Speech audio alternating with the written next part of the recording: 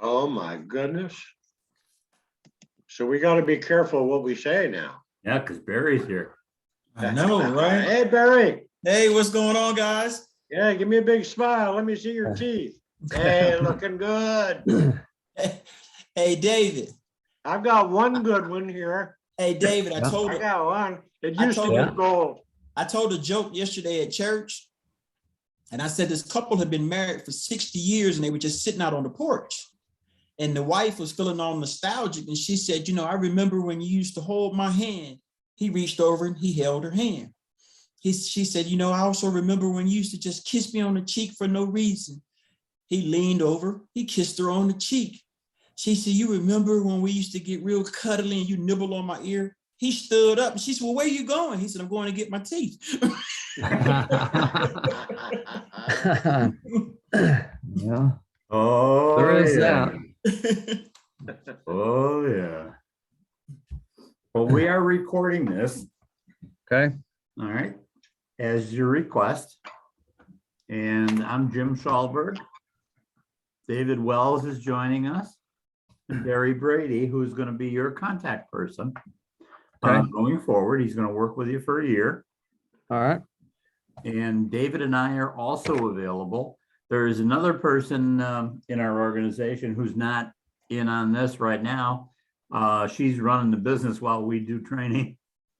And her Okay. name is Ruby Gray. Okay, And you'll learn about Ruby when you sign up for our products. Ruby handles the roadside assistance and the renter's collision protection. okay, The products that you'll need for a good, profitable company. okay. Okay. Now, let's see. I'm going to open up. Oh, you said something about a file. I don't know anything about a file. What file am I looking at? I sent a link to you for, let me close this. I sent a link to you for the first day, but I'm going to put it up on the screen here in just a moment. Oh, okay. So I'm going to go there.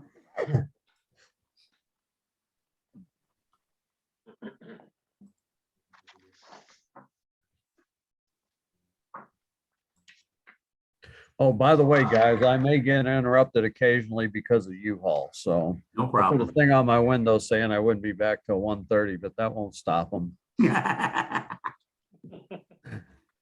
They start If that's a beating on the customer. door, right? If that's Yep. a customer, that's a good thing, you know? Yeah. Yeah. Well, just so you know, it's really, really cold here, so Oh, really? that will cut down on the U-Haul traffic today, so. Okay. How cold is it? Well, let's see. Last I looked, it was 2 degrees. I don't know what it is now. 2 degrees. Oh, 7. 7. Get out 3 your more shorts. tonight. We're going all the way up to 10. Well, I hate to tell you this, but in South Carolina, it's 70. Well, I was in Florida last week and it was dang nice down there last week, but oh well. Did you have a nice vacay? Oh yeah, we had a great time. Good. Okay. Can you see our screen? I see a logo. Good. Too big. Too big. There we go. Okay. I'm going to scroll down. Okay, yeah, now I can read it. Good. Yeah. And there's a gratuitous commercial for the Center for International Rental Automotive Standards. All right. And a letter from me you can read later. Okay. We're going to mail you out, by the way, a hard copy. Okay. It'll go out in tomorrow's mail. And there we are. Okay. So,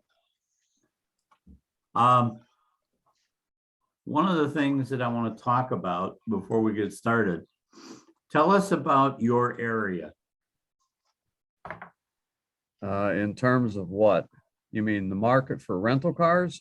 Population, yeah. competition. And Uh, Your, so that your, everybody's aware. maybe your operating plan, what do you want to do with car rental? Oh, okay. First I'll tell you about the area. Okay. Sterling is a town of about 14,000 people. We're a market area of probably 50,000 people. Good. We have a large, well, we have Colorado's largest state penitentiary right on the edge of town. They can't rent from you. Yeah, but there's a lot of stuff associated with that prison. They're a huge employer. They used to have about 2,600 employees. I think they're probably down to about 23 just because they can't get and keep people. We have the regional hospital. We have the headquarters for the school. By the way, pardon me for coughing, but I had this upper respiratory thing and I can't get rid of this dry hack. So We all do, so don't worry about it. I have the same problem, yeah. there are no rental companies here in town. I'm the only rental company in town because I have U-Haul trucks. I rent probably 30 or 40 a year to go to Denver or Fort Collins or Des Moines, Iowa, because people are stranded. Their cars break down. There is one used car operation that's got an ad about renting cars, but I mean, that's nothing. It just really isn't anything. Fort Morgan is a community 45 minutes from here towards Denver, which I'm 2 hours from Denver. I'm 2 hours from Fort Collins. I'm 2 hours from Greeley. I like to believe I'm a couple hours from heaven, but anyway, I don't think that's accurate. But anyway, Fort You never Morgan know. is a market that is almost identical to what I just described. They don't have rental cars either. So there will be a lot of people that want to rent a car here to get to Denver, to rent a car to go to Dallas, Texas, or Salt Lake City, or wherever it is they're trying to get back home to. Good. How many cars do you have in your fleet for rent? I'm sorry, How many cars do you have for rent? now? None. Yeah, none. Well, I mean, I have one Buick Lucerne that I'm going to put into service here when we get started. So Uh-huh. the other thing I need to tell you is, as far as getting started, there's a little bit of a wrinkle because on March 9th, I'm getting my knee replaced. So depending who you believe, I'll be out anywhere from a week to 2 weeks. So Okay. I'm about to do the same, so I'll let you, I'll wait for you to get finished before I schedule mine. well, the last couple people I've talked to, man,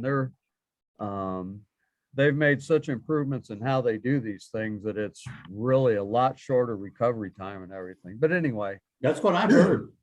Yeah. so that's kind of the area. There's outlying communities. There's Sidney, Nebraska, which is 40 minutes from here. That's used to be the headquarters of Cabela's till Pro Bass bought them. Yeah. Bass Pro. It's a pretty decent little community. You got a hell of an opportunity. So Just with there's, the prison. yeah, You have a tremendous opportunity, yeah. How far away from the front gate are you? of the prison, Huh? mile and a half. Oh, my God. David, do you think that's a little bit Yeah. better? Do you think that's a little bit better than the employees at the hotel on the other side of the island? I would think. I think it would be a good one. Yeah, I think so too. absolutely.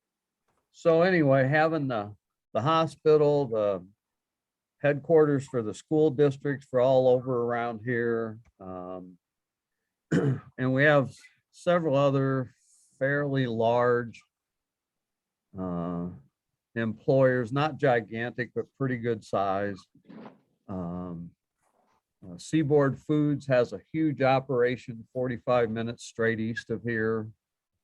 Good So I God. mean, there's a lot of potential. I mean, I know there's a lot of potential. So now let me tell you what I'm wanting to do with car rentals.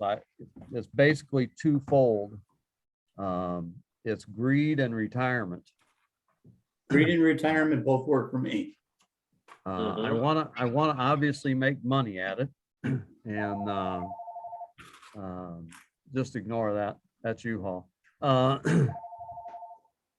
So the other thing is, I'm in large part adding this to my business because I think in 3 years, I'm probably going to look to sell my business, because I'll at the end of this year, I'll be 70. And all I know to do is work. So I don't have golf hobbies and addictions like that. So my better half retires in a year and a half. So in 2 to 3 years, I'm looking to sell the business. And I think the rental car piece, you guys can correct me if I'm wrong. My hope is that it adds a ton of value to my business. So, It does. Mhm. Does. so, Well, it does a couple of things, Ron, if I can jump in. First off, yes, it will add tremendous value to your business. All right.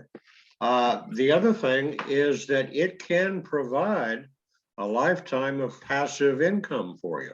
right. If you get the thing built up properly before you retire, you can put someone in to run the business for you. All right. And you take that income as long as you want to have that income. Yeah. Right. And every year that you run that business and improve, it has more value. Okay. All right. So you can sell it just about any time.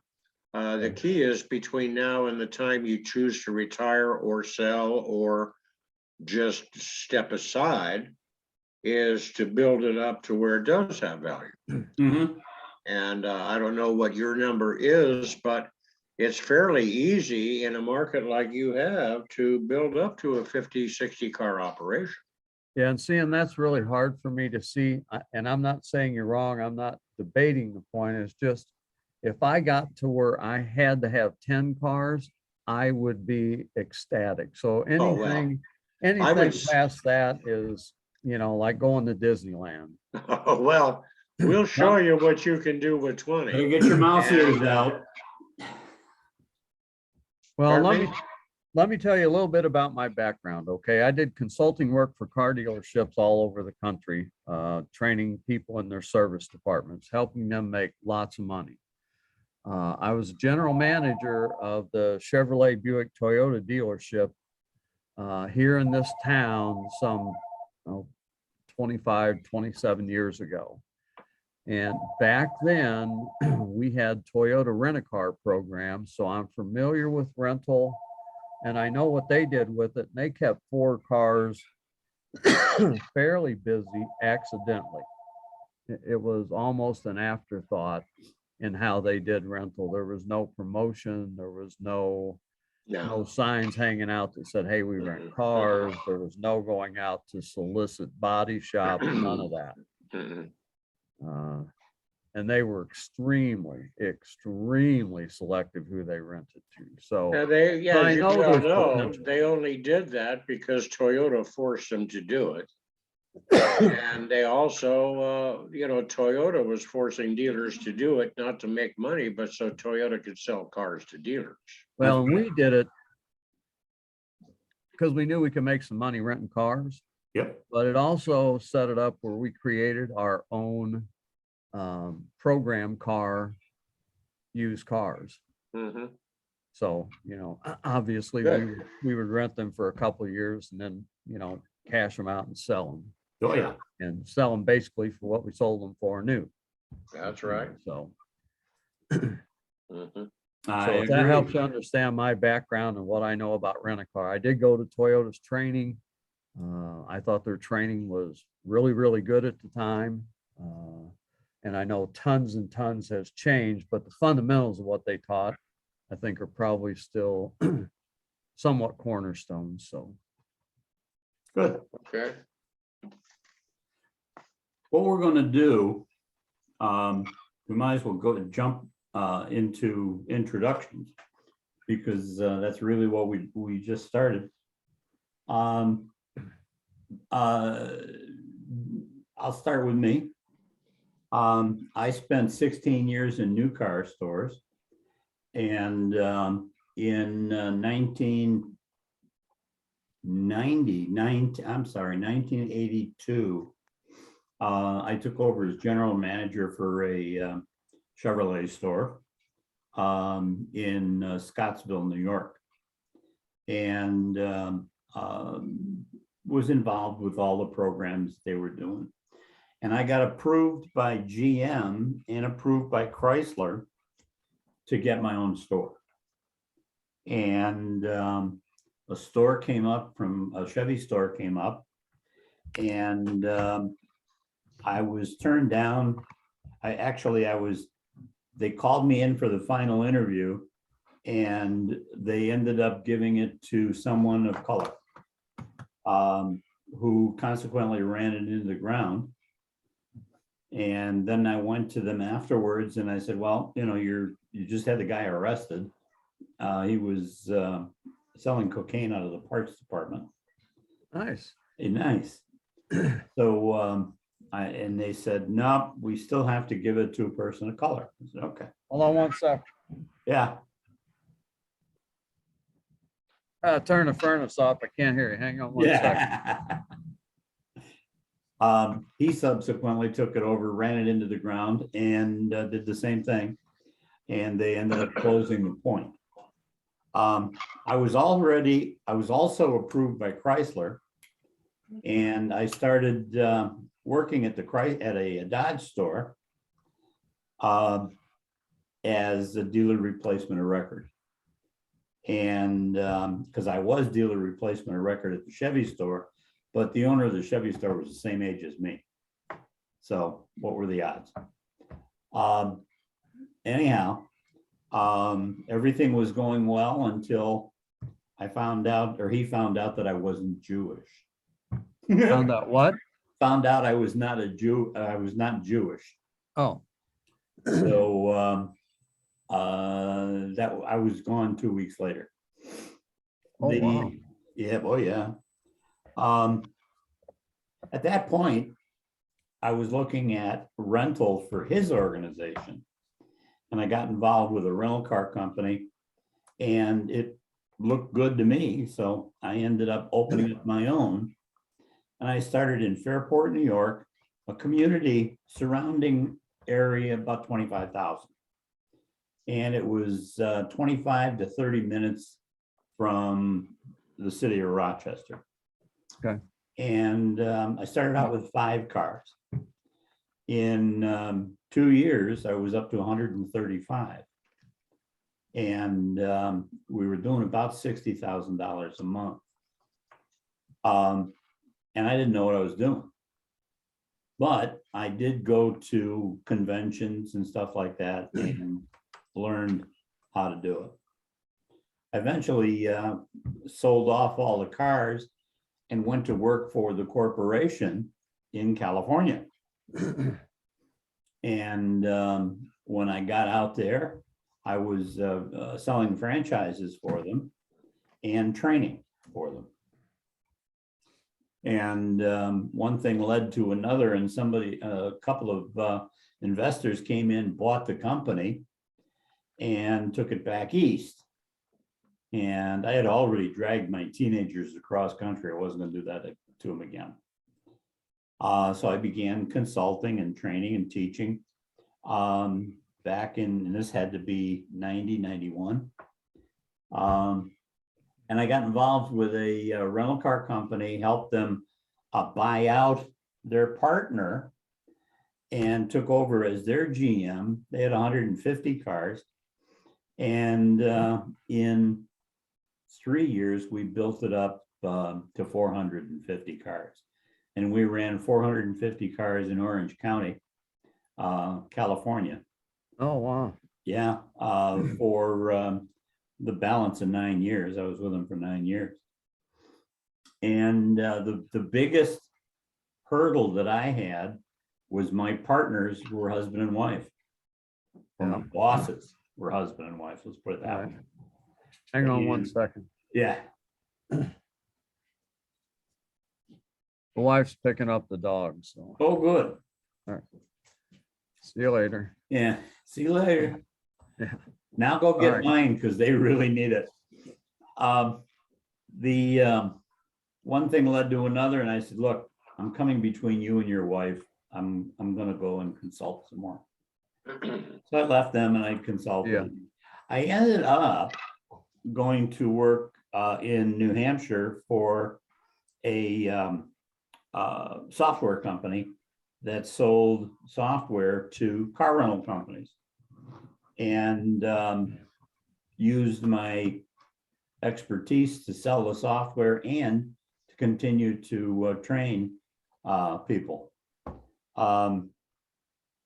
I opened up Auto Rental Solutions originally in 99. I started it in 99 using auto rental training as the name. And my son and daughter-in-law, or my daughter and son-in-law, bought a house here in South Carolina, and we were in New Hampshire at the time. And that's when we heard that it was nice down here, because I was standing in 3 feet of snow trying to get my grill to light. And my son-in-law called me, and it was 70 degrees, and he was cooking on his grill as well in a pair of shorts. Where are you at in South Carolina? We're in Rock Hill, South Carolina. It's a border city or suburb of Charlotte. Oh, okay. Yeah, Okay. we're 20 minutes to Charlotte Airport. Okay. So we've been doing this since then. Now we've got about 1,250 clients.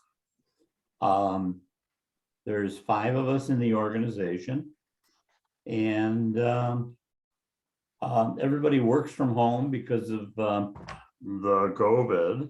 Yeah. But we just finished our best year, seriously, in 20 years. Nice. And with everything that's going on, 2021 was our best year ever. So that's who the company and I am. David Wells. Who's David Wells? And by the way, we're doing this so you understand who's doing the training. No problem. I get it. David Wells. Okay, David Wells here. I started as a rental agent in 1964. Sorry. I loved the business. I learned everything I could. I did everything no one else wanted to do. I pulled numerous 24-hour shifts when other managers didn't show up. I became the general manager of Los Angeles operation for a large company. Was hired away from them by Dollar Rent-A-Car, became the regional vice president for franchise operations for Dollar Rent-A-Car. I just rented from them last week. Did you? Yep. Yeah, I did quite well with them, and they moved me over to vice president corporate operations. And I ran all the corporate stores that we owned, which was San Francisco, Los Angeles, John Wayne Airport, et cetera, et cetera. Hired away from there by a company called Ajax Rent-A-Car to be their vice president operations. It was a 2-year contract to take a losing company, turn it into a profit and sell it. We got it done in 18 months. I got a golden parachute, got kicked out the door, retired, and went to Hawaii. I was in Hawaii for 10 years. A friend of mine owned the Dollar franchise for the state of Hawaii. They were having some problems in Maui. We bumped into each other accidentally in a restaurant. And 6 months later, I was running Dollar Rent-A-Car on the island of Maui. And, 2,000 car operation. And had enough of that. I left there after, I had 10 years in Hawaii. Left there, we moved to Seattle. Built a house in Seattle, doing quite well, sent the last kid off to college. And friend of mine was the vice president of USAVE Auto Rental and needed some help in the West. And I had an office that I built into the house. So, okay, I was retired, but I can do something out of a home office. So I represented USAVE in the West. USAVE was purchased by a franchise in Jackson, Mississippi. They moved the corporation from Baltimore down to Jackson, fired everybody except me. And I don't know why, but the owner and I got along. And eventually he said, look, you got to come to Jackson and run this thing. It's just too much for me. So after some talk, I went to Jackson, Mississippi, kept the house in Seattle, moved to Jackson, went to Jackson, became the vice president of USAVE Auto Rental. That we had 412 locations, 12,000 cars. It was a franchise operation, but we did have a corporate store.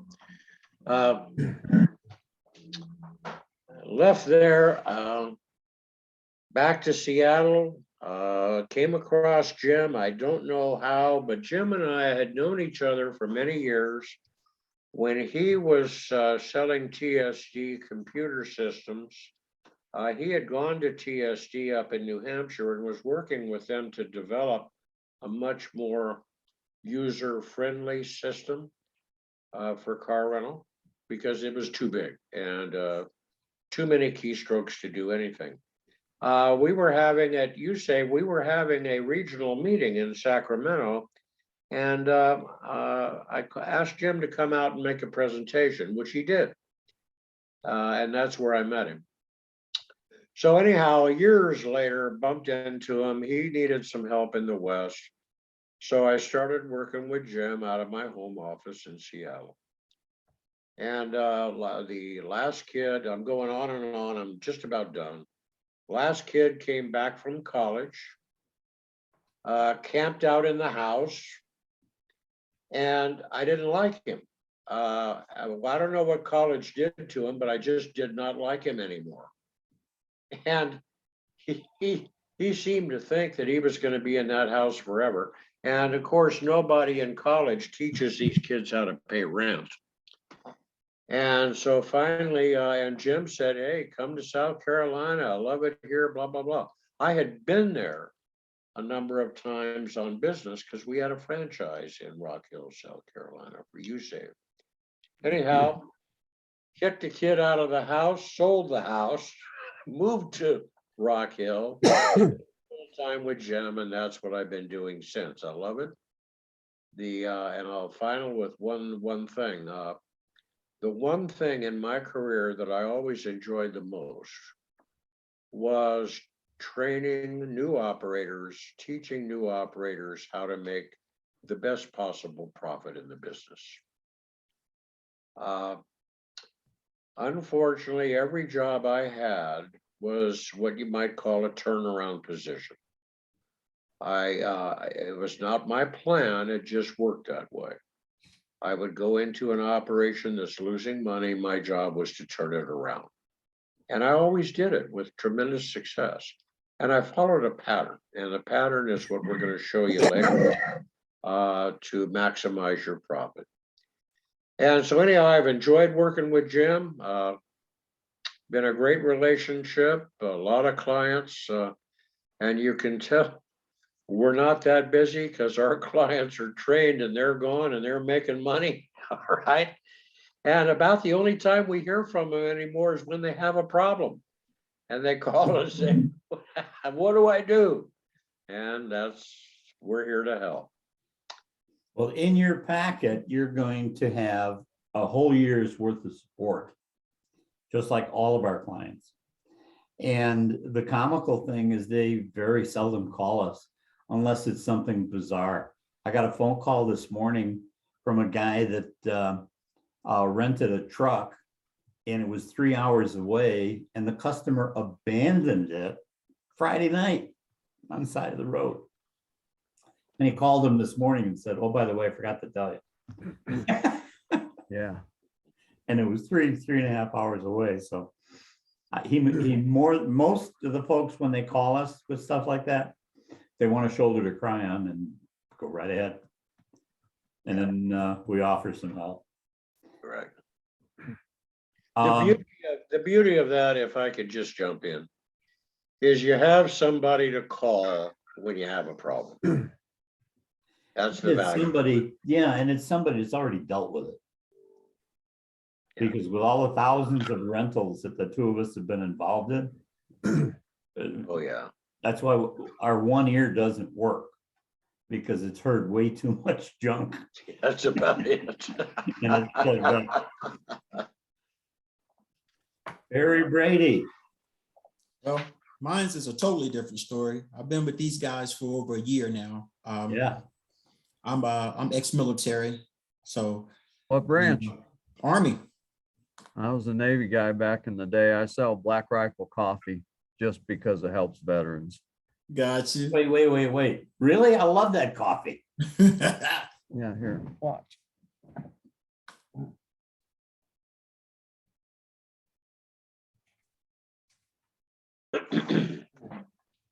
Well, he went to get some. Oh, nice. There you go. Nice. Nice. I'm actually doing an event this weekend. I sell a ton of this at events. Really? I also sell Green Mountain Grill smokers, and I have about 70 or 80 different championship rubs and sauces and such. So, Woohoo. and I do events just because they're kick-ass fun That's cool. and they're profitable. And I love Black Rifle.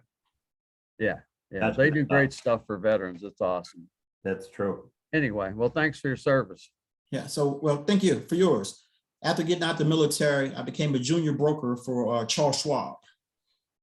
The Denver or Inglewood area, right there off of 25 or 70. I came from Colorado. I came from Colorado also. So I came out here. I've done management of a few things, and I went back to school, finished up some classes. I became a paralegal.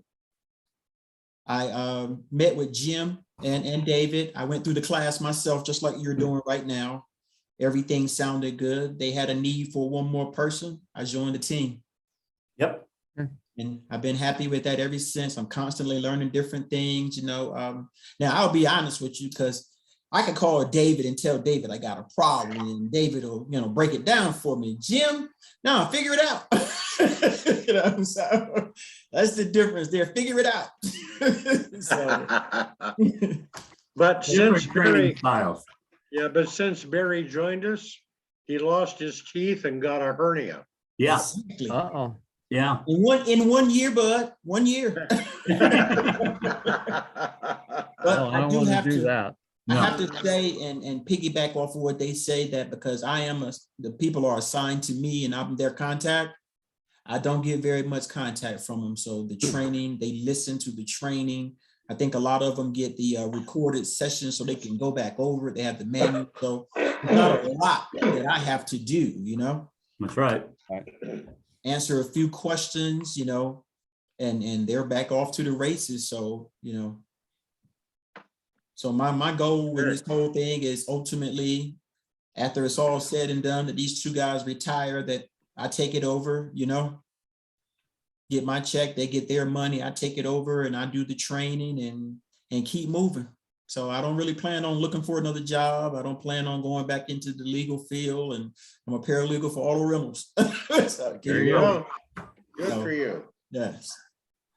Auto Rental Solutions designed this course, Ron, to assist you in creating your own profitable, independent car rental company. Auto Rental Solutions will show you how to do it with our proprietary system for profit building. That's the key, profit building. And not how they do it at the airport, and not how Enterprise does it. Auto Rental Solutions will do its best to help you find your identity in the neighborhood, from your location's personality to the specific inventory that fits the needs of your client base. The industry today David, you want to pick this one up? Yeah, let's go here. What we're gonna do here, Ron, is go over the industry today. It's very important that you know the detail of the industry that you're in, the other car rentals, the size of the business, etc. We want you to know the size of the players in the market and how to get your market share and what these guys do and how you can compete. So let's take a look at the chart. The first thing I want to show you is in 2021, the car rental industry climbed 21% over the disastrous year of 2020. The car rental industry has always been able to jump back from anything we bumped into. We jumped back from 9/11. We've jumped back from COVID because the need is there. If you can scroll down a little bit, there we go. Let's take a look at, first off, I want you to see the players in the business. This is important for you to know as you grow. Enterprise Rent-A-Car, which owns Alamo National, has 1 million cars in service, Ron. 5,750 locations and revenue 15 billion. Billion with a B. 15 billion, $664 million in revenue. Hey, Barry, how many cars did they have when they started? 1.4, No, 1.2. no. How many cars did they have years Oh, ago when they 5. started? 5. 5. They were started by a fella named Andy Taylor, who served on the USS Enterprise. And you probably know the Enterprise from your Navy days, I Ron. do. And when they would dock, the guys would want to get off the boat and get a car and go around town. And nobody wanted to rent to them. Most of the early years that I was in business, we would not rent to military boys under an officer rank. Sometimes an upper non-com. Just wouldn't happen. We didn't want to give our car to a bunch of drunken sailors. So Andy decided he was going to try to fix that market. So he bought 5 cars, got permission to keep them at the base. And when the guys got off the boat, he'd rent them the 5 cars. And he made money at it, and he saw that. So he grew that. And then as he was going, he saw that others who own cars, if they would get into an accident, the car was in the shop. There was no place for them to rent a car when their car was in the shop. So he said, this is an underserved market. And the insurance companies would pay for car rental if they could find it. So Andy started supplying cars to these guys when their cars were in the shop. And of course, that grew into a full-time business, and he became huge. He always was in the local market. That is your market, the neighborhood market. That's where he was. All right. All right. Then we had at the time coming down, we got the Avis Budget Group, which owns Payless. And coming down, we've got Hertz, which owns Dollar Thrifty. I want you to know a little bit there. Enterprise became the largest car rental company in the country in your market, the neighborhood market, servicing insurance companies and other places, dealerships, etc. Hertz, which had always been #1, had a fit. And Fred Olson over at Hertz said, well, now wait a minute. We can't let anybody beat us. We've been #1 since the start of the car rental industry. So we got something else popping up here. Yeah, I don't know why. So Jim's playing with his computer again. Yeah. So anyhow, Hertz said, well, we're going to go into that local market and we're going to beat up on Enterprise and get our #1 back. So they went into the local market. They didn't want to use the word Hertz. They used HLE. Later on, they dropped it, became Hertz. Well, then Andy Taylor said, now, wait a minute, Fred. If you're gonna come into my sandbox in the local market, I'm gonna go into your sandbox in the airports. And Enterprise started bidding in airport contracts all around the country, and they were winning them. And again, they got so far ahead of Hertz, it was just unbelievable. So Hertz said, well, I'll tell you what, we're gonna go out and buy competition, and became number one again. So they went out and bought Dollar and Thrifty. So Enterprise said, well, if you're going to play that game, we'll play it. They went out and bought Alamo and National and moved so far ahead of Hertz that there was no argument, and Hertz settled down to the number 2 spot. Well, you recently saw Hertz had filed bankruptcy because they have always been so poorly managed. So now they're in the number 3 spot. Avis bought budget to try to keep up, and now they've moved into the number 2 spot. Coming down, you got Sixt, which is a German company, doing quite well, but they're strictly in the airports. Then you got Fox Rent-A-Car, which is an association. They've got 21 stores, 18,000 cars. Then you got Ace, which is another association we're going to talk about later. Then you've got Priceless and Next Gear, which was originally Rent-A-Wreck, but they've spun Priceless off from Rent-A-Wreck. They are a franchise organization, 6,850 cars.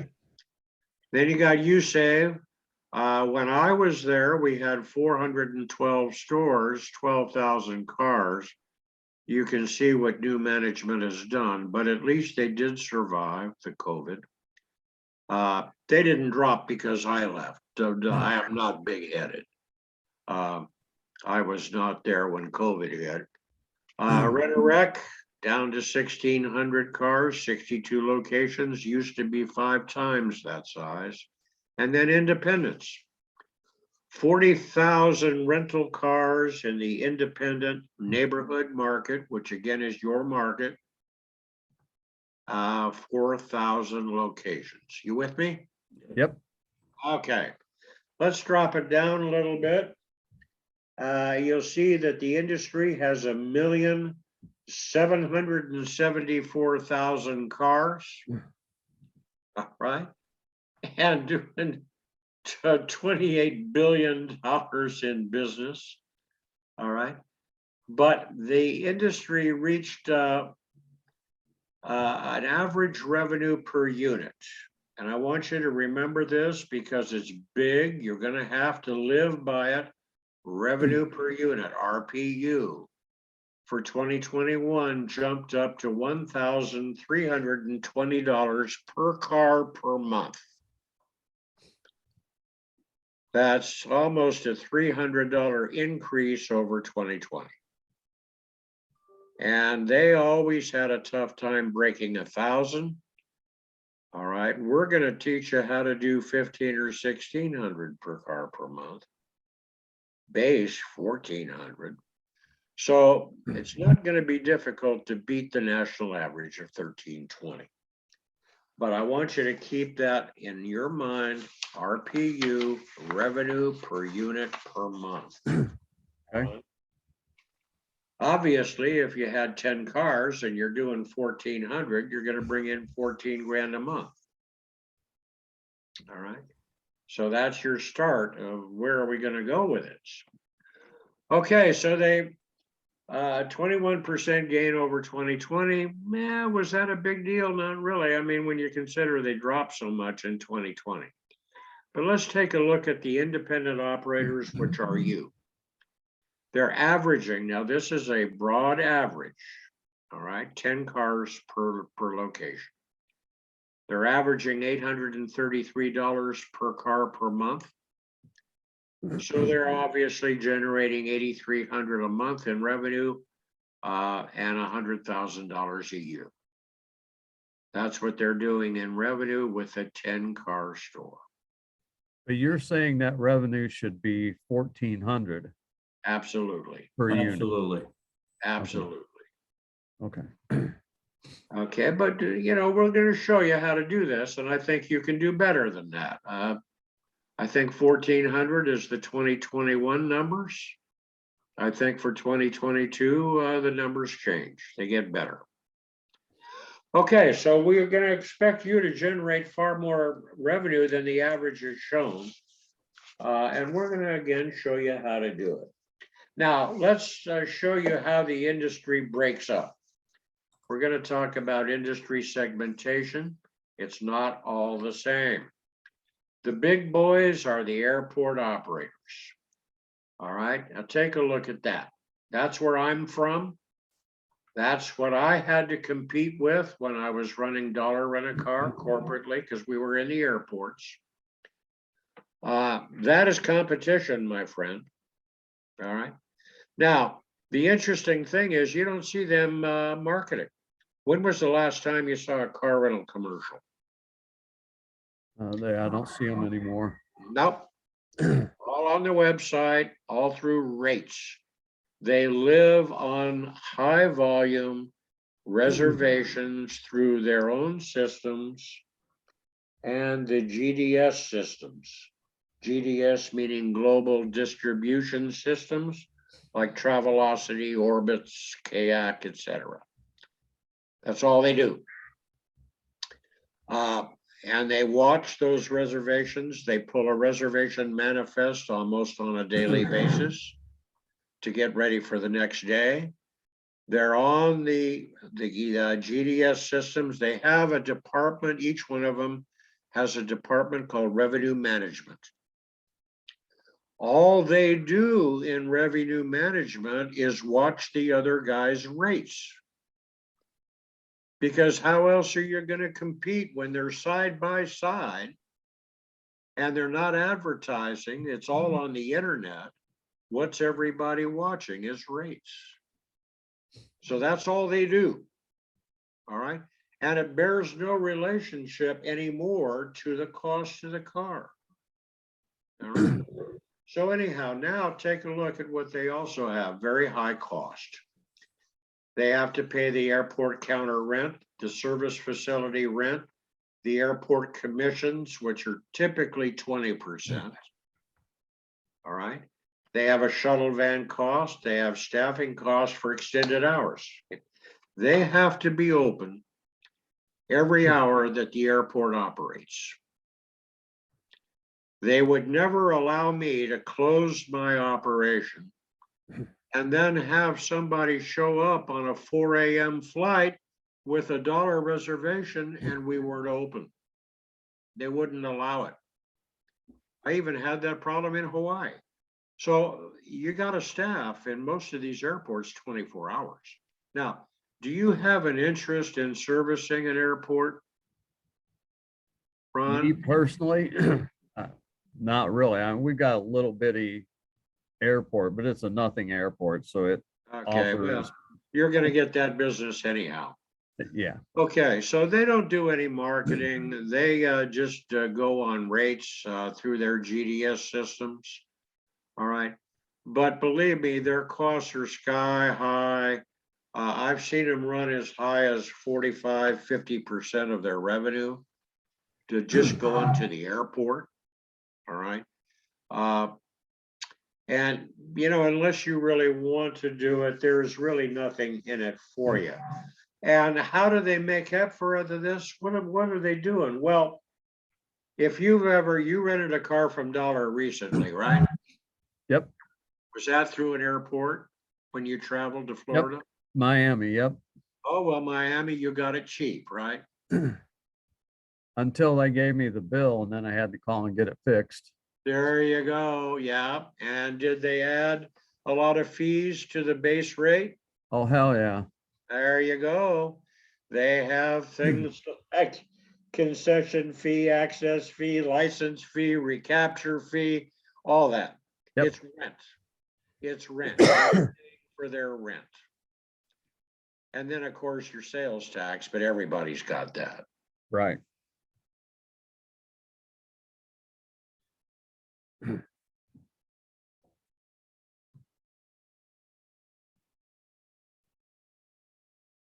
that they're playing. And they pretty much have to anymore when all that people are looking at is the price, the daily rate of the car. My internet connection is unstable. Okay. All right, so the other issue there is that you know, a lot of cities also put levies on car rental, which they've got to pay at the airports. Mostly it doesn't come over to local markets. Sometimes it will. If you're right next to a big airport. The other thing that's interesting though, is that the airport rental operators do not want to rent to local people. There's Why is that? too much trouble. That's where all the problems are, is in the local market, number one.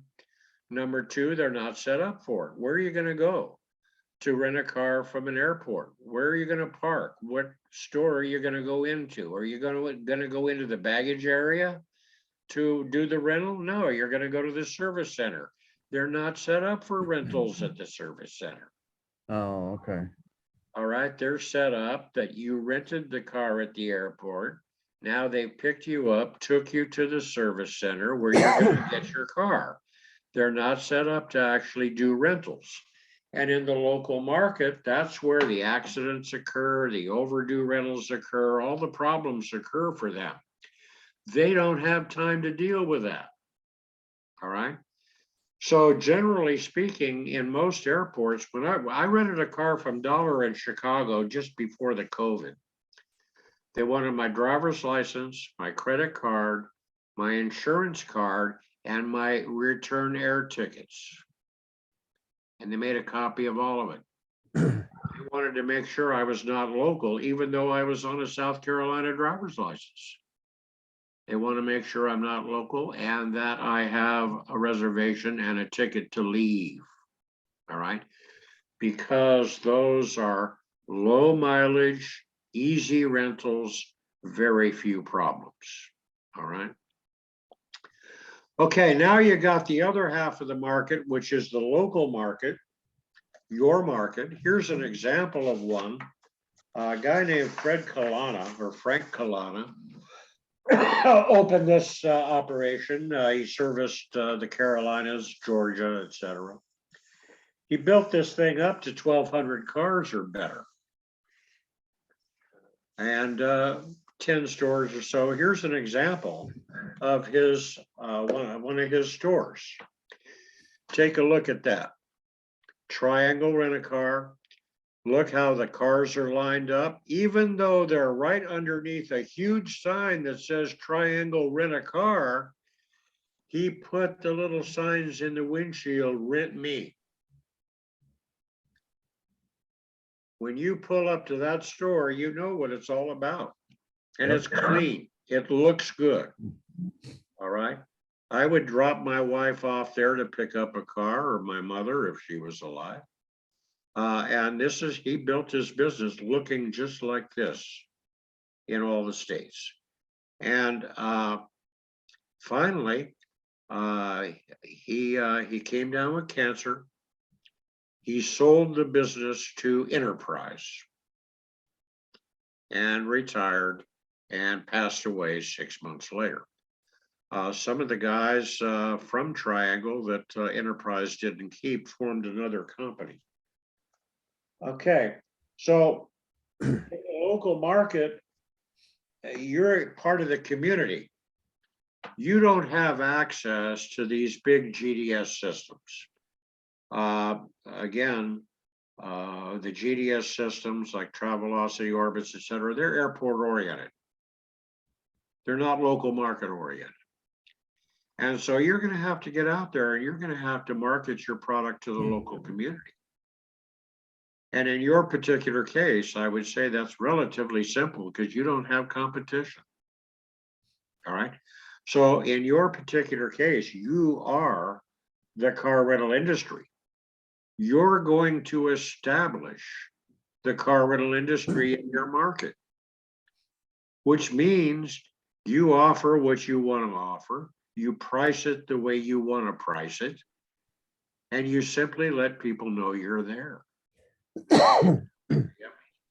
You don't have to do price shopping, rates, etc.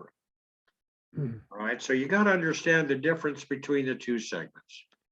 If somebody says, hey, I rented a car in Denver for $39.95, why do you want $49? I'm sorry, Mr. Smith, go to Denver and rent the car. But in my town, the car is $49.95. You get me? You are not competing with airports, airport rates. Who cares what they paid in Miami? Who cares what they paid in Denver, right? Or Chicago? You're the one that's going to establish the business. You want to get that in your mind, all right? Because it's going to make it a lot easier for you, okay? So you got to go out and get the business. So we're going to talk a lot about marketing. It's going to be very simple for you if you follow the plan. So you need to understand the difference. Don't worry about it. Don't compete with an airport, but you have to understand when you go to a banker, when you go to an insurance company, when you go to a lot of these people, especially a banker, and you want to talk about car rental financing, they've got in their mind, or when you want to get a business license, or you have to rezone a location, they've got in their mind what they see at the airport. They don't understand that you might say, I only want to rent 10 cars. All right. And I'm not going to create a traffic problem. I'm not going to create a pollution problem because the cars are already here in town. All right. So all I want to do is rent my little 10 cars, make 14 grand a month, and that's it. You get me? You got to make them understand that you're a small business in your town. You're a neighbor. You are not going to try to build up a 2,000 car operation. All right. Which scares them. Although, you know, have you ever been to Hawaii? No. Okay. You aren't missing much. But on the island of Maui, I ran 2,000 cars at Dollar Rent-A-Car. We were quite large. One road on the island, Ron. One road. 2,000 cars. I couldn't believe it.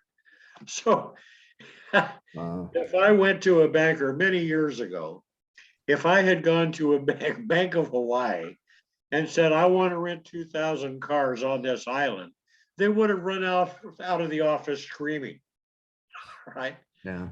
And yet it ended up being about 5,000 cars. Okay, there's a couple of things that as an independent that are available to you. If you wish, I just want to make you aware of them. First off, you could become or buy a franchise. Have you thought of that?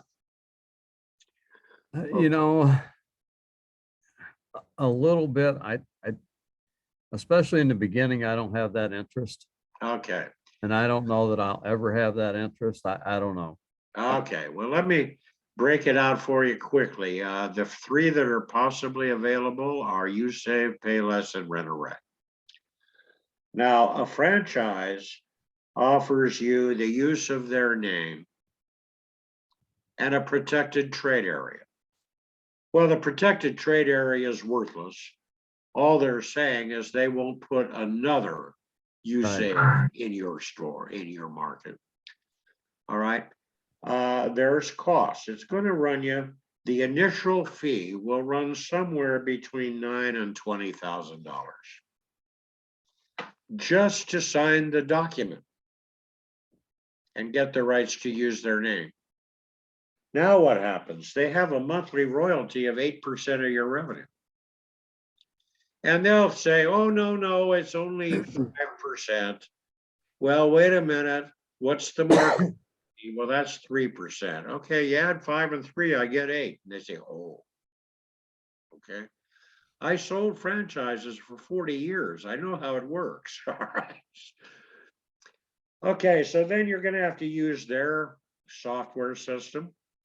They're going to network their software system into your bank, and they're going to pull their royalty on a weekly, monthly, or quarterly basis. Just pull it right out of your bank when they damn well want to. Not considering that your rent is due tomorrow and they Right. pull your rent money.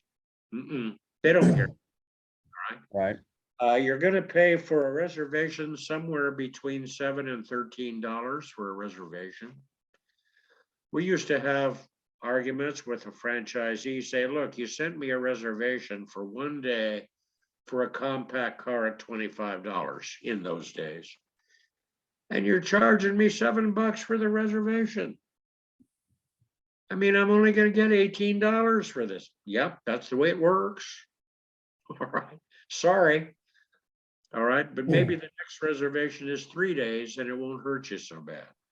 That's the way it works. All right. And of course, you're gonna have to use their forms and their system, so forth. So you're gonna invest to start a franchise operation, Ron. You gotta set aside 20 grand. I don't care what they say up front. You gotta ask, okay, what about the software? What about the sign? $5,000 where you save sign that has to be there.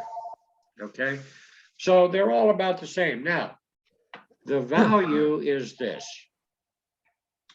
You can get on their reservation systems and hopefully get some business from their reservation systems. All right. Any airport interest they have won't help you. You don't have one that's worth it. So you have to decide if that's worth the 20 grand outlay and the fact that they are in your business telling you what to do. See, Almost. that's why I probably would never do it. I don't need somebody to tell me what to do. I'm No, way you too don't. independent for that. On the other side, we have everything to offer that a franchise has to offer, with the And more. exception of a trade name. Right.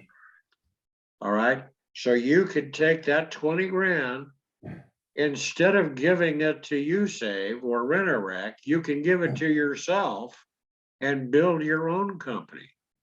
And you can do a lot with 20 grand, right? Right. Okay, so we've got everything you need. All right, now there is something else available to you as an independent, would be an association. And this is far more reasonable. Of course, there's Smiling Jim's. You could call that Auto Rental Solutions. Yeah. The resemblance is amazing with that head of hair. That's That's right.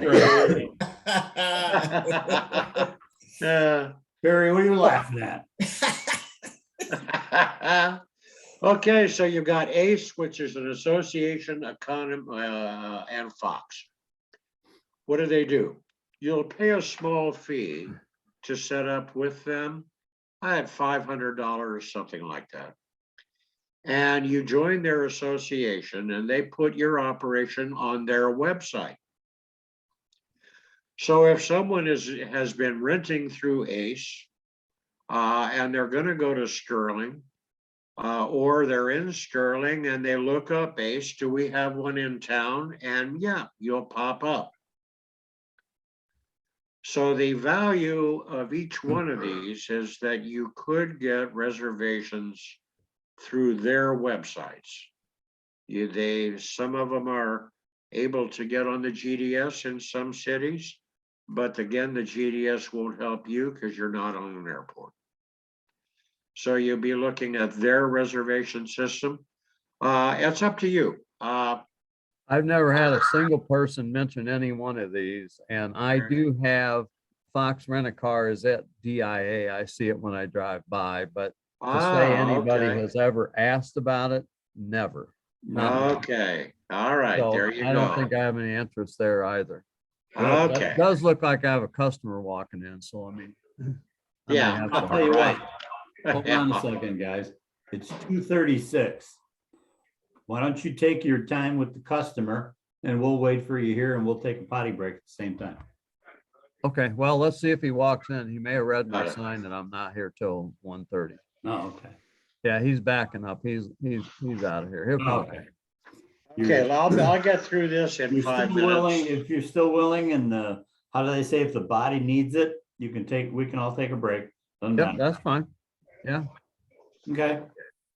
Let's Are we take a 5 let's continuing? take a 5 minute. Yeah, I can finish That's this out in 5 minutes. or Okay. so. What's new in the business, Ron? Rental car sharing? That would be where you would take a car and set it aside, and for 400 a month, the person could use it for 10 days a month. And you can sell that to 3 guys, and the car just sits and the 3 different guys use the car. There used to be a company that did that called Zipcar. All right, and but it's pretty much gone now. If you want to get into something like that, let us know. We'll help you. There's some tricks to it, but you should know the car rental business. I see myself staying at what's pretty straightforward. Good. There is another one out there called peer-to-peer, non-owned. Think Turo, Turo. Here they take your car and rent it to their customer, and they pay you a commission. They will typically pay you 65%. They keep 35%. All right, not necessarily a bad deal. All right, help generate some rentals. You want to be very cautious with that. Although with Turo, they've got the insurance side worked out fairly well. Here's an issue. If it was started to take your Ferrari and rent it to John Smith, because your Ferrari was just sitting there 5 days a week, and Ron Smith would be happy to, Jack Smith might be happy to rent it for 4 days. All right, so you would rent it to him for a couple $100 a day. What's the problem? Here's the issue, and I'll try to keep it simple and quick. He smacks up the car, who pays? Your insurance will not pay because you put the car out for rental. Personal insurance does not cover rental. Your insurance will not cover the rental of your car. His insurance won't pay because it isn't his car. Right. And they don't insure a Ferrari, they insure his Toyota Corolla. So the owner of the car gets stuck. And it's happened numerous times. You see a lot of that in Florida, where they're advertising all these Ferraris, Lambos, and so forth, but they don't own them. Okay, so think Turo. Turo has worked it out fairly well. If you have specialty equipment, it's not a bad idea to hook up with Turo for extra business if you think you need to. I wouldn't bother with it unless something pops up that you think you'd like to be a part. I don't see myself in that puddle. Okay, then there's virtual. Virtual is where this has started, where kids want to rent their BMW out of their dorm room in the college. All right, they want to do it all online. They don't want to see the customer. They do it through the iPhone. It's available. The technology for that is not particularly new anymore. You can do that. There are some serious issues with it that you've got to be cautious of. All right, who are you at? Who is actually picking up the car? Airbnb has run into this. They rent a house to somebody who qualifies, but who actually went into the house? Was it the 18-year-old boy and all of his buddies with a keg of beer for graduation? And dad rented them a beachside house, and they completely wipe out the house. Same thing happens with virtual rental. You rent to somebody online through your iPhone. Who is actually picking up the car? You've still got to be there. The law says you got to see the driver's license, and you want to see who is actually getting in your car. We get this all the time. And I've talked to a number of them that have lost a car. And so you want to be cautious, even with Turo. Turo sends John Smith to pick up the car. You give the car to the guy, you don't see the ID, and the car is gone. And John Smith said, hey, I came to pick up my car and it's not there. Now we don't know who actually has the car. So we want to stay away from that, Ron. Hear about it. Stay away from it until you have a real interest. Give us a call. We'll walk you through the process. Okay. All right, Jim, now to begin. Good time for a potty break if you It want. is. Let's take a 5-minute potty break. All right. See you in a bit. See you in 5.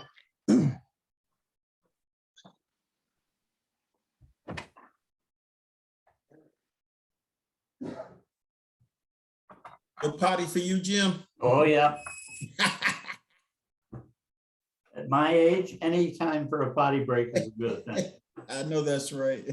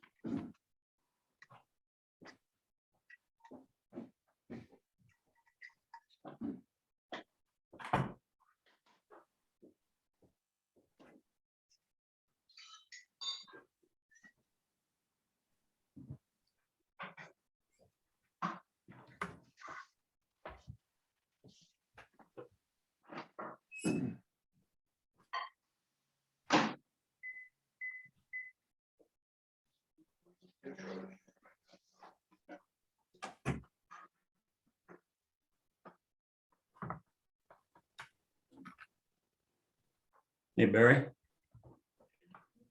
Yeah. we have a meeting at 5:30 tonight? Uh-huh. Okay. Yep.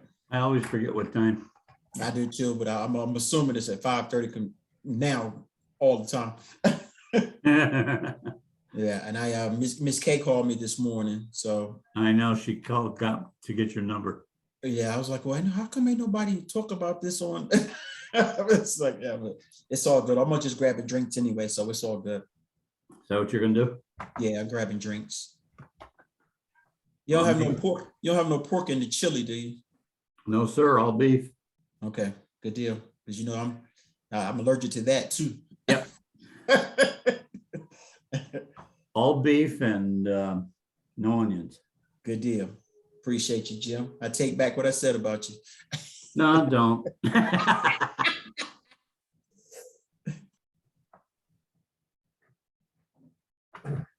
So, Ron? Yep. What should I say? This is exciting for us to help somebody get started, because it was exciting for us when we first started. Right. And we've been helping an average of 60 plus folks every year get started in the rental car business. And then they become our clients and we dig it. And we've had several that have gone up over 200 cars. One fellow, it was so funny. He came to us and he said he was going to open up. He opened up in one of the Virgin Islands, I think it was St. John. And he said he was going to run about 20 cars. I talked to him a month ago. He's over 200. Wow. Looking to open up on another island. And I'm going, wait a minute. Is there that many people on that island? Because it's not a very big island.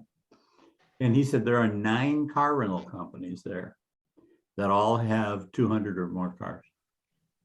Wow. So you never know where the business comes from. Well, you know, the one, I have a pretty good advantage, I think, because I know so many of the business owners. Right. And,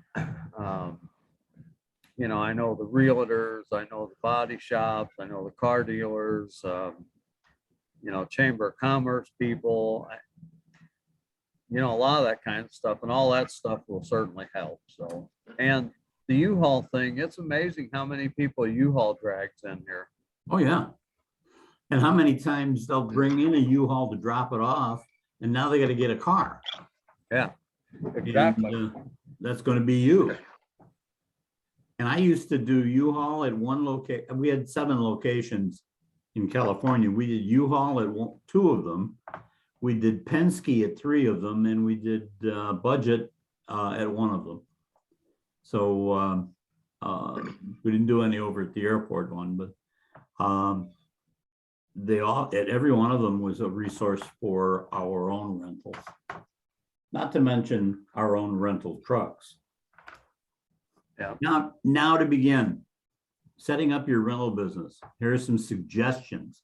You may have done some of these already, but if you have not, you want to pay close attention to these. And by the way, in your email, everything that we're doing here is in your email as an attachment that Okay. the email that I sent you. Okay. And then for the next session, I'll send you that as well. Okay. And tomorrow morning, your hard copy is going to go in the mail. All right. Right, here are some suggestions you should consider right away. Setting up a separate corporation. Your tax accountant or advisor should be able to set you up. If you prefer, one of the online services will do it for you. My daughter's a CPA. You get your own CPA? Good. And my daughter's a CPA, so No, I got all the help I need. good. So she can set them up. You want to make sure that you get a DBA that is backed by a corporation. You'll need to have an address and so on for the corporate papers, but she knows what to tell you on that stuff. Yep. Make sure you search the proposed name to be sure no one else is using it in your area. Tax number. You probably already have a tax number. Got that. Yeah, you gotta collect sales tax on car rental. Got to collect the sales use tax in Colorado. And so you'll need a separate tax number for the rentals. And you can't use your retail one. Okay, say that again. My phone rang out. I didn't That's right. quite hear that. You're going to need to apply for a sales tax number for rentals. Okay. It's not, you can't use your retail number. If you use your retail number, you won't be charging the proper amount of sales tax. Okay, So you want to make sure you get one for auto rental.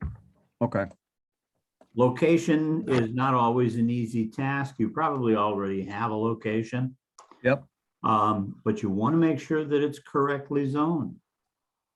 okay, We have seen where municipalities have rules that don't make any sense. You can have a used car lot, but you better not rent cars. You can rent cars, but you can't sell them. So I don't- you I gotta don't check think that out. that's an issue here, but I'll check into it. Just to be Yeah, if safe, you're doing U-Haul, they probably don't mind. they probably, yeah, if they haven't come, how long you been doing U-Haul? 6 or 7 years. Well, if they haven't come knocking on the door, they ain't gonna. Internet phones. I'm gonna talk more about phones than internet phones. You want a separate telephone line for your rental. Okay. You don't want to be answering Shine On, U-Haul, tires, and rentals. You want to answer the phone, Shine On Rentals. Okay, like when the U-Haul phone rings, you answer U-Haul. Okay. So By the way, Ron, is the name of your company Sign On or Shine On? Shine On. Shine like sunshine. SHINE, second word on, ON. I like it. Like it. Couple of things you might want to think about. Don't use a cell phone. Because the cell phone technology picks up everybody else's conversation. And when that happens, you can mess up a reservation without even realizing it. Okay. Get your internet right away. If you don't have internet, which you do, your credit card processing and your front end rental management software will go through the internet. Right. And so your credit card processing and so on will be much quicker and cleaner. Right. As Well, well I've as got internet, so I'm yeah, good for that. you're good with that. Licenses. Many operators already have a dealer's license or have access to a wholesale auction and dealer only sales. We suggest that you apply for the permit so that you can buy cars from these venues or team up with people that already have a license. Right. And talk to the DMV about the different licenses that you'll need. If you can get a wholesale license, it beats having, and buy 30 cars, it beats having to pay somebody $100 per car, and that'll cost you $3,000. Right. You could also have your license to sell rental car insurance. I don't believe Colorado has one, Okay. but you want to call the state insurance department anyway. Okay. And ask them if they have a, because you know the laws change every time politicians change their drawers. Yep, So, exactly. yeah, so I would call the state insurance department and I would ask them if there is if you need a limited license for rental car products. Okay. Do not use the term insurance. Okay. Because the girl that answers or the guy that answers the phone is going to say, insurance, yeah, hold on, click. Okay. Limited license to sell rental car products. Okay. You're probably going to need a business license for the entity. So Shine On Rentals, let's say you're going to call it. You're going to need a business license for that. Just to be sure. Let's see. You're a city, county, state. So check them out for business licenses. You're going to need proper fleet insurance. Now, we're going to help you get insurance if you wish to go through us. Okay. It's included in what you paid us. So yeah, let's get it. Now, you were Excuse me, you were with GMI at one We point. got him Back- approved ages ago, yes. Yeah, back back in 2016, you were Yeah, it was GMI. 15 or 16, yeah. Yeah. And then you dropped it, right? Yep. Okay. And you had someone with you named Cassie. Is Cassie still available, still with you? No, that's the daughter, but no, Okay, Oh, okay. she's busy raising kids. good. Okay. We gotta have grandkids, right? Yep. Hey, I gotta tell you, I've been called so many names in my life. Okay, but the absolute best one is Grandpa. That's pretty nice. That sure is. That's who I went to Florida with, Oh, her and her how cool. husband and the 3 grandkids. So we had, Oh, my goodness. Well, one of the things that was special this week or last week was Valentine's Day around 4 o'clock in the afternoon. I got a call from my granddaughter and she said, Grandpa, she said, I don't have a date for the volunteer or for Valentine's dinner tonight. Can you go? Absolutely. yeah, So I went to dinner. She's 12. that's cool. That was cool. Yeah, we flew to Florida on Valentine's Day. Oh, fun. Yeah. Yeah. So, Rental car companies utilize a special risk insurance. Excuse me. So we're going to get an application over to you. okay. It's not too different than the one you already filled out. Just Okay. if you come up with something that you don't know how you want to answer, just leave it blank and David more likely, we'll go over it with you. And All right. send it, and get it before we send it in. Fleet Excuse me financing. just a second, Ron. Did you have any losses when you were with GMI before? No, I never rented any cars. Oh, really? Yeah, I really got cold feet on the deal. I was concerned about who I was going to be renting to, and I just, I mean, it got the better of me. So, Okay, all right. Well, Ron, in the next sessions, we're going to show you who and who not to rent to. Right. well, that's a big deal for me because we have a huge meth population here. Join the club. It's And, everywhere. It's not just you. Oh, it's everywhere. With We've got, between meth and marijuana and, I rent stuff to U-Haul. I rent U-Haul stuff to people that I'm telling you, no way in hell I'd rent them my own stuff. So how to weed that out, I need to know. And I've gotten to where when I really suspicion it with U-Haul, I just hit them for a huge deposit because they're typically cash people. oh, yeah. Yeah. yeah. Are they still allowing them to, rent with an SR22 in Colorado? Will they? Are they still allowing that? Yes. That I can't answer. Gotcha. Want to stay away from them too. Oh, yeah. FYI. Okay. Like all things car rental, financing is different as well. Typically, your financing companies that finance rental vehicles will do it on what's called a 23-in-1. Right. Now you can use a line of credit, but we want to show you how to set it up that you're paying it back 23-in-1. One of the big mistakes a lot of folks make is they'll take a line of credit, go out and buy cars. And because it's a line of credit, they're just making them pay the minimum payment on it. And they think they're doing real well until it comes time to go out and buy cars. And now they don't have enough money to buy more cars.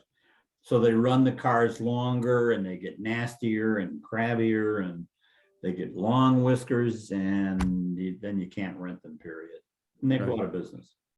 So if you want to use a line of credit, we will show you how to pay it back properly within the guidelines that will keep you so that 24 months from now, you can sell the car and get out of it and make a profit. Okay. Yeah, most of the financing is 48 month Yeah. with a 24-month payoff. Yeah. Okay. All right, so you're gonna pay the car down in 48 months, but at 24, they want you to sell the car and buy another one on the line. And that, if you went to your local bank, you would want to do something like that. Mm, All right, but if you set up a line with your local bank, you want to make sure that at any point in time, you can sell one of those cars and get the title. That's a good point, because a lot of them will hold the title, but if you want to sell a car, you got to pay the whole thing off Pay off the whole loan. and And that's refinance not- it. And you don't want to do that. Not the way it works with us. So wanna you be able to want get the the cars to have their own schedule. Okay. And again, We're gonna go over that more though, right? we're gonna go over that a lot. As a matter of fact, when you go to your bank, we're gonna coach you on what you should and shouldn't say. Okay, Okay, when you go to the town, if you have to get a variance, you're gonna call us and we're gonna coach you on what you should and shouldn't say. okay, Cause I got in, I screwed up by not listening to people who were trying to help me. Credit card processing, we talked about. It is different for rental cars. You Okay. check with your bank, but your rental management software guy usually has the best program. So when you get Okay. ready for your rental management program, we'll help you with that as well. okay, Many states have a specific requirement for a rental contract or a rental agreement that they Right. use in the rental. We want you to get used to calling the rental agreement a rental contract. I Okay. think U-Haul is starting to do that as well. People will pay closer attention to contract than they Okay. do to agreement. Even though they both remain, they're both are the same. okay, Your insurance company will provide you with the proper hard copy. And most of the software programs, the one we're going to recommend to you, does have a computerized format that is good for Colorado. okay. And insurance, we're going to start on insurance today. I love this picture. It's a dandy. Yeah, she just destroyed that car, which looks like it's a BMW, but she's combing her hair because she wants to look good when they come to take the pictures. Yeah, Too funny. Fleet insurance. Your fleet insurance is going to be different than other insurances that you're used to. Rental insurance has two categories: liability and collision and comp. Liability insurance is your protection against a loss suffered by an innocent third party or person, place, or thing. Could be a mailbox, could be a nun in a crosswalk, could be somebody else's car. That's liability. Collision comp is what will pay for damage to the rental car or truck due to a collision and damage caused by wind, hail, etc. Rental fleet insurance, collision, and liability do not have a component for theft. If your car is stolen from a customer, there is no insurance for that. It is the insured, it is the rental customer who is responsible to pay for the car. Okay? If you get up in the morning and the Ford SUV that was here last night is gone this morning, that's a stolen car. Your garage policy would cover that. That's the only time you have stolen coverage, and that's from your garage policy. Sample of fleet coverage. It's typically done with $1 million umbrella and then the state minimums. So your state minimums are usually done like 25,000, 1,000 with a $1,000 deductible for both collision and comp. Your liability does not have a deductible. And it comes with the state liability because it has your liability has two distinct coverages. The first part of your liability policy is your minimum financial requirements that your state requires. Okay. Or it requires where it happens. If they go to Kansas and have an accident, it would fall under Kansas minimum financial requirements.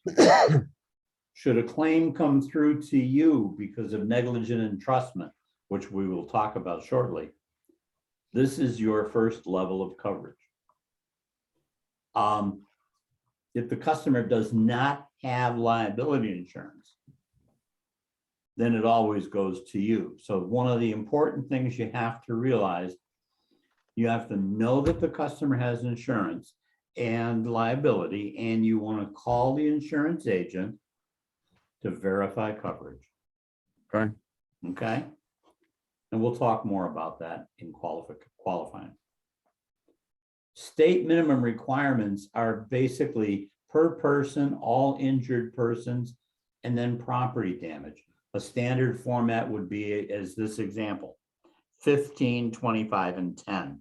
That means it would pay $15,000 per person, $25,000 for all the people that are hurt, or $10,000 property damage. The form in this example means the policy will pay an injured party up to $15,000 if he or she is injured. The second And part, who pay, so if it's more than that, who pays the balance?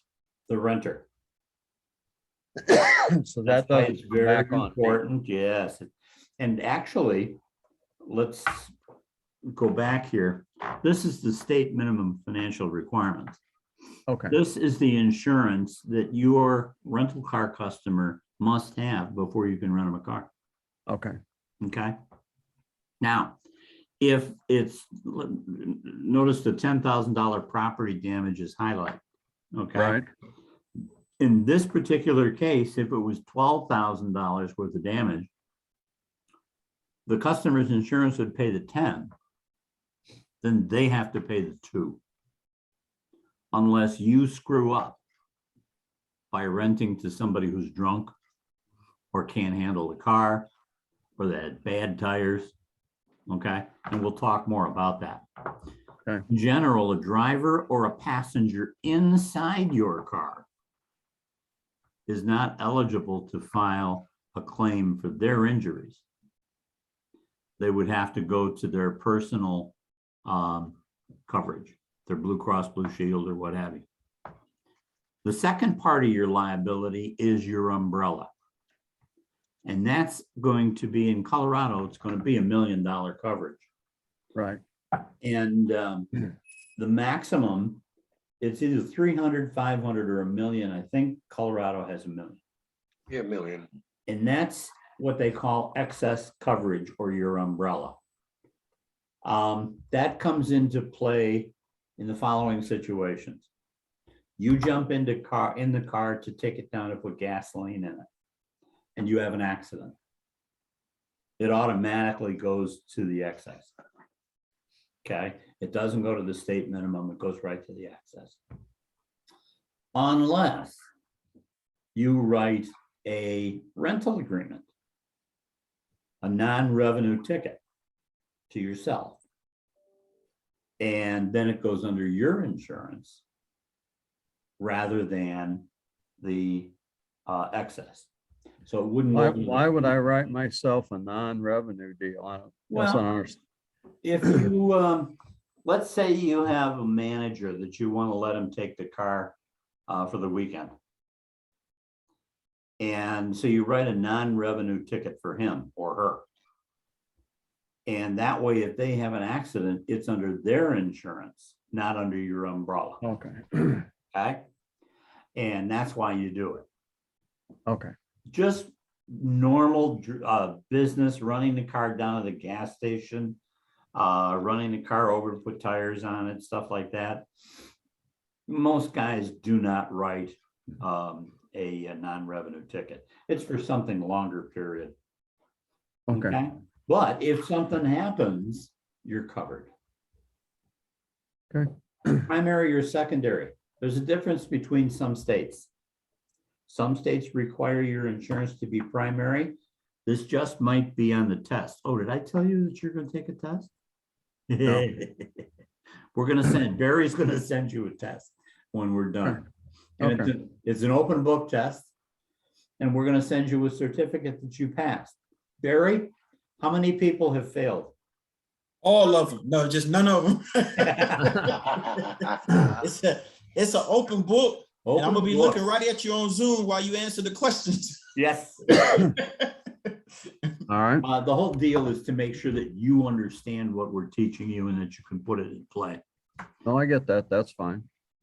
Today, I had to tell you because I was doing this for a training session for I forget who it was. Anyway, Express Rent-A-Car. And the one lady, after the first day, it was a 3-day sessions. After the first day, the lady, she looked really nice the first day. Second day, she looked a bit ragged. And the third day, she didn't show up until almost an hour late. And I asked the other people, I said, where is she? They said, well, she's been studying. I said, studying? And she finally came in and I pulled her aside. I said, are you okay? She said, well, I've been studying really hard because if I fail this test, my boss is going to fire me. I felt so bad. So now I warn everybody, you're going to take a test. It's open book. Okay, no big deal. Today, many rental fleet companies will require that the customer has liability coverage and do not want you to rent to uninsured drivers. Okay, so that means somebody, a foreign national that's coming in, you can't rent to them. What a lot of folks do is they'll have a friendly insurance agent nearby that'll sell them a 6-month contract. If let's say you got somebody coming in, it's going to be, they're coming in from Korea and they're going to be learning over at the hospital and they need a car for 6 months. Right. You should have a friendly insurance agent that will have a liability policy so that you can rent to them. Okay. Let's find Colorado. Here it is. So Colorado's coverage is 25, 50, and 15. That's pretty good.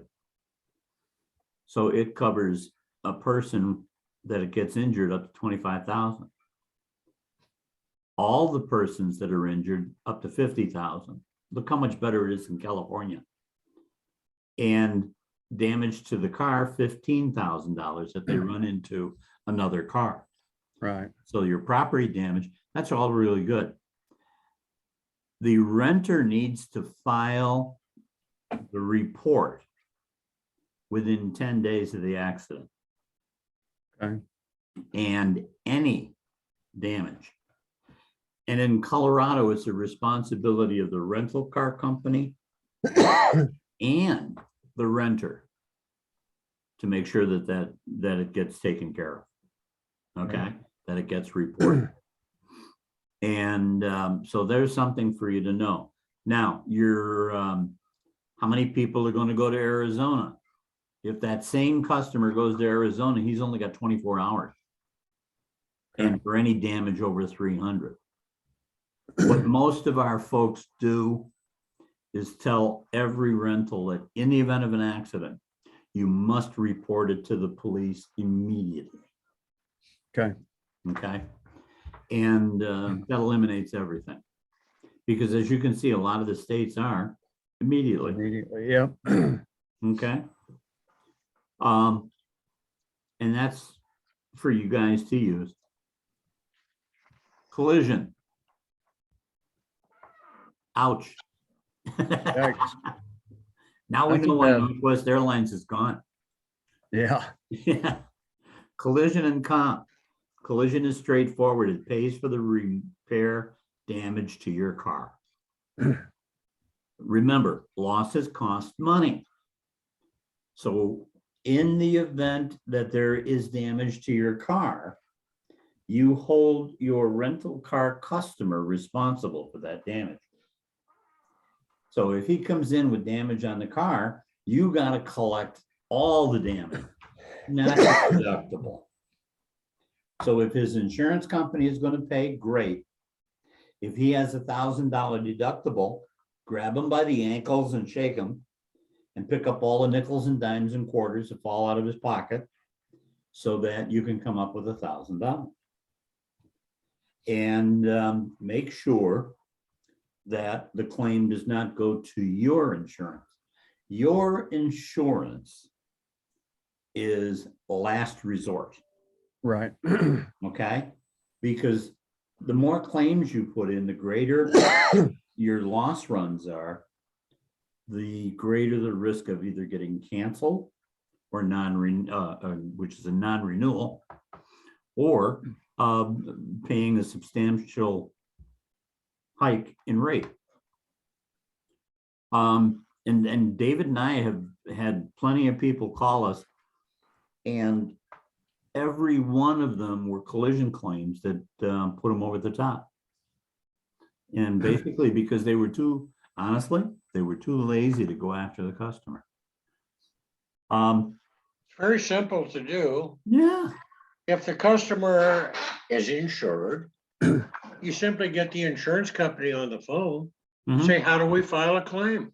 And they'll tell you how to file the claim because you got the customer right there. And the way I like to do it is, in the event of an accident, Mr. Jones, while Billy Bob is renting a car from me, if he smashes it up, will you pay me? That's all I want to know. He's got to answer that to the affirmative or the negative.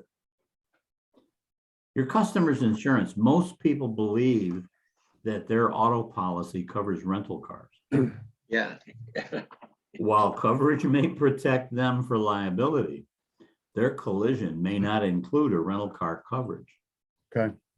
Now, they might have rental car coverage that will pay for them to rent a car while their car is being fixed.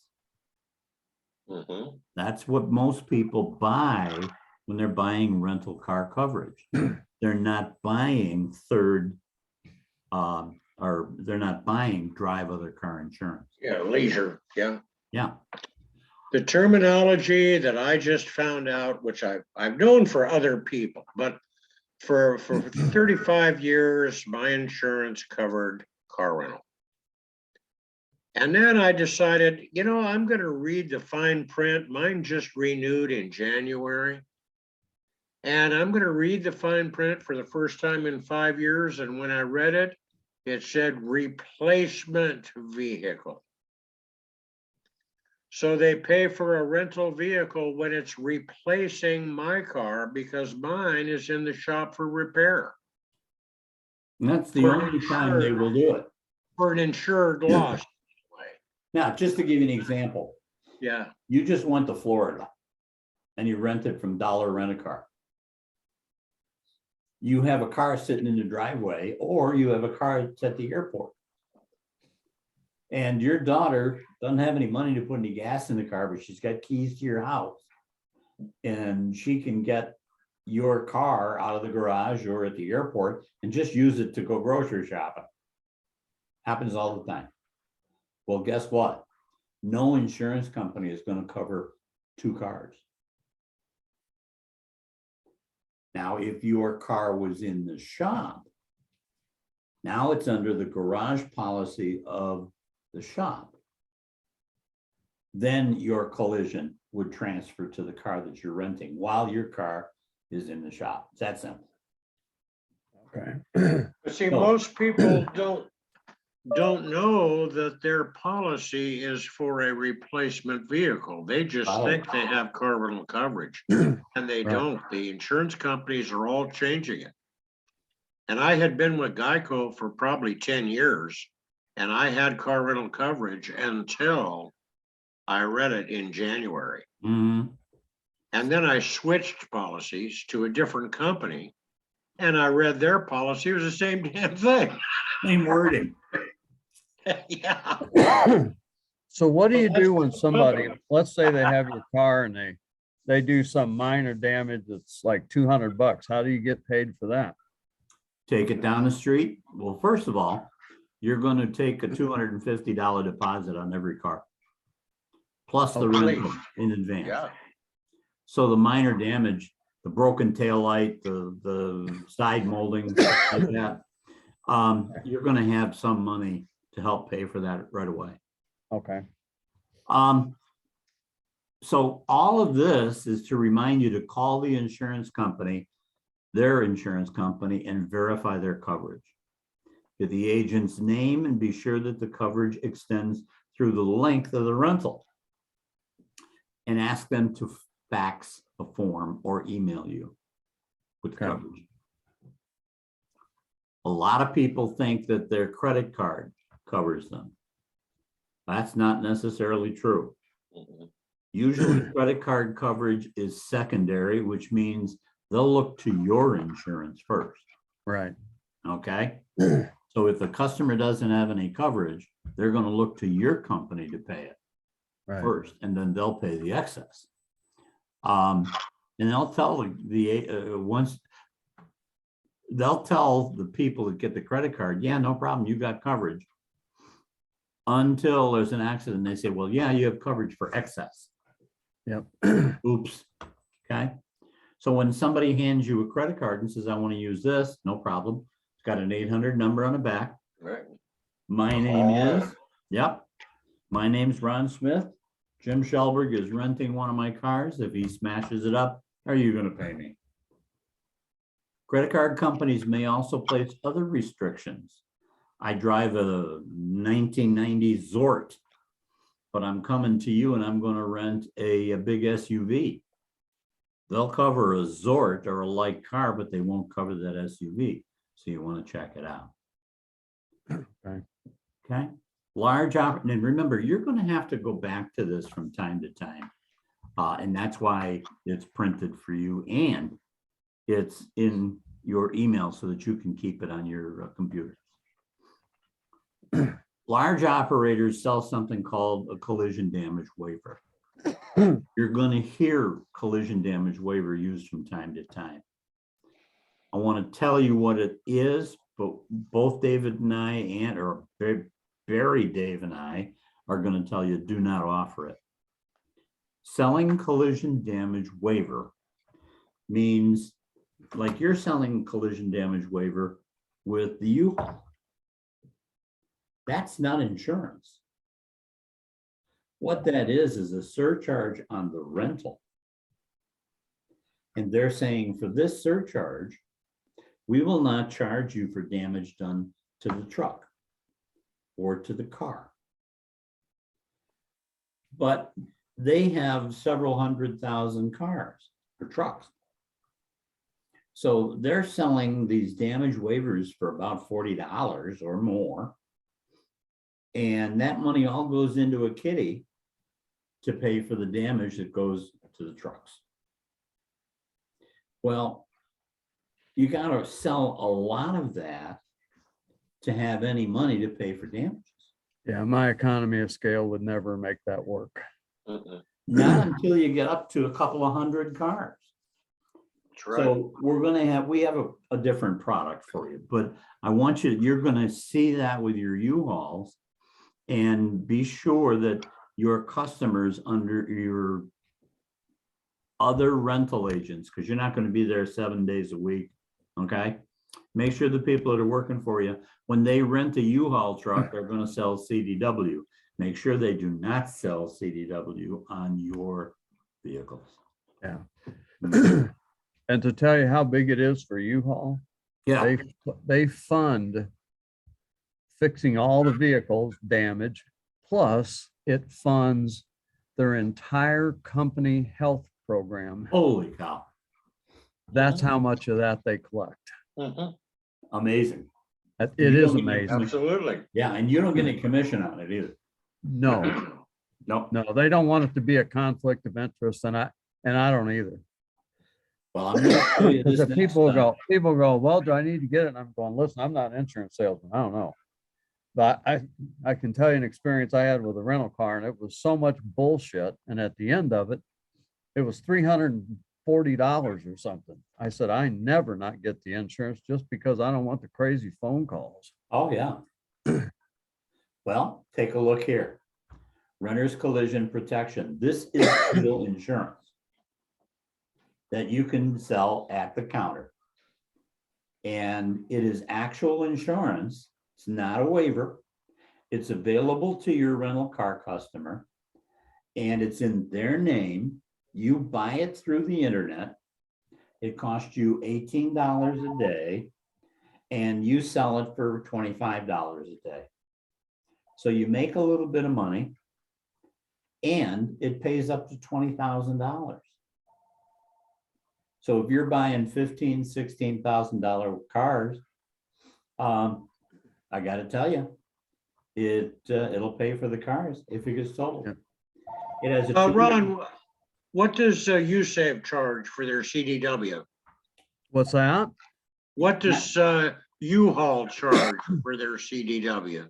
Well, it's a flat rate for one ways based on the rental. The longer, the number of days you have, as it goes up, the price goes up. For in-town rentals, it's the base level is $14 a day, which is what you sell.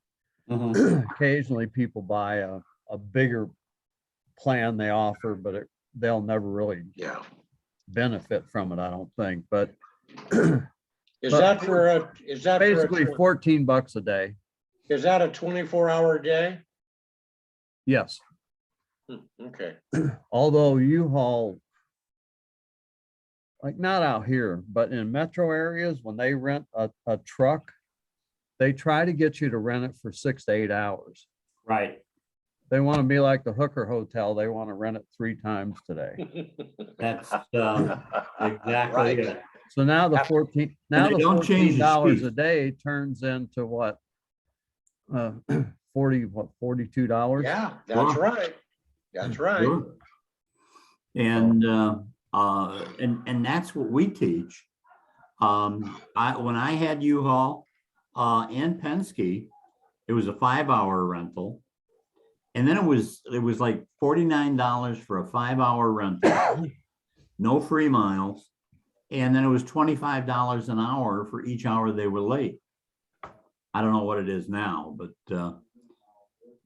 and the CDW was I think $14 or $16. Yep. Hey, Jim, Yeah. that's also wrong with the RCP. Mm-hmm. You sell that for 18, but if you sell it for 25, that's per rental. So that's just not saying that, it's $27 a month. No, that's per rental. Right. Yeah, per rental day. So Yeah, if per somebody's rental going day. to pick up the car for 5 days, you would sell it for $25 a day for 5 days. So that'd Right. make you $35. So Yeah, you get exactly. $35 out of that. I just want to make It's sure a that, nice little chunk of change. Yeah. Now, we do have some people, don't we, Barry and David, that are selling it right at the $18 because they're more concerned about getting their car taken care of right. than making a little bit of money. Right. Fine. Understandable, but we're in business to make money. Right. So long and the short of it, RCP is the only standalone collision product available. It is in the renter's name, and we have over 1,200 retail rental locations, both independents and franchises that are selling it. Yeah, I won't have any problem selling that. Huh? I won't have any problem selling that. No. Oh God, no, not in I Colorado. wouldn't either. And you get down And to the single digits. deductible is $250, and you're going to collect that as a deposit up front. So you're covered. So we just finished our first session, and if you look at the clock, we're at 3:30. How do we do? Yeah. Yeah. 1:30 your time. You got it pretty planned out. Yep. I will tell you this, Ron. I'm going to give you a little bit of homework. Okay. I want you to come up with just 3 questions. 3 questions on what we went over that you don't understand. Okay. All right? I was just That gonna you ask you want us about to- questions. Okay, You want us to expand on. okay. Now, our next class is Thursday, I believe, isn't it? Yep. And same time, same station. Yep, it should work fine. I When like is it. it? When is it? Thursday? Thursday at 1:30 our time, Okay. and I'll send you out another invitation. Okay, great. And I'll send an attachment along with that one for day 2.